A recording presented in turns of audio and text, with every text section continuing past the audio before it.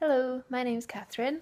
I'm going to make a little video selfie about me and my mental health.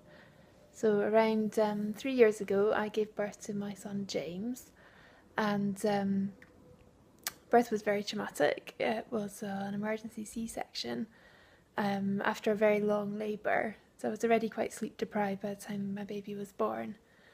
When I was recovering from the C-section, having suffered a lot of blood loss and infection, I had my first psychotic episode where I thought I was dying, and I hallucinated that I could see the midwives putting on full scrub sets and face masks to deal with a dead body, and I could hear them talking about why I was about to die and why I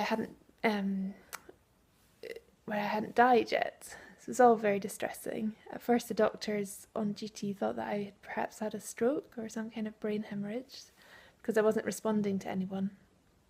And once they'd ruled out any kind of physical cause of my behaviour, my catatonia, they realised it was a psychiatric emergency. And luckily enough, because I gave birth in a large hospital, there was a perinatal psychiatrist on duty who could see me and diagnose a condition called postpartum psychosis. My family and I had never heard of this thing called postpartum psychosis, and we had no idea what was going on. That first night, I actually got better after a couple of hours sleep, and when I woke up, I was lucid again and able to talk a little bit with my husband. But a few days later, the psychosis returned, and again, it was very dark. It was a lot of hallucinations about death. I thought at one point that I was strapped in a hearse about to be cremated alive.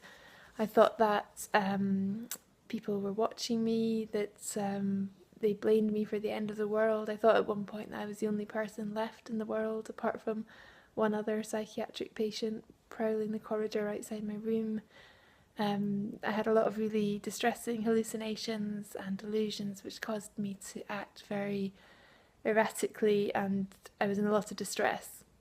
Now, clearly, this is not a great thing to be happening when you've got a young baby, but luckily for me and my family, I was very quickly given a bed in a mother and baby unit at the local psychiatric hospital, and this proved to be a lifesaver for me. I was there almost 3 months, but my baby came with me, and during the many weeks where I was psychotic and unable to look after him, the fantastic staff at the hospital cared for him, whilst always encouraging me to take a part in his care and to build up a bond with him. And as my psychosis gradually receded, I was able to mother him more, and eventually we were discharged together, and life since then has been great, and I've recovered well, and my little boy has thrived, and I owe all of that to the fabulous mental health care that I received.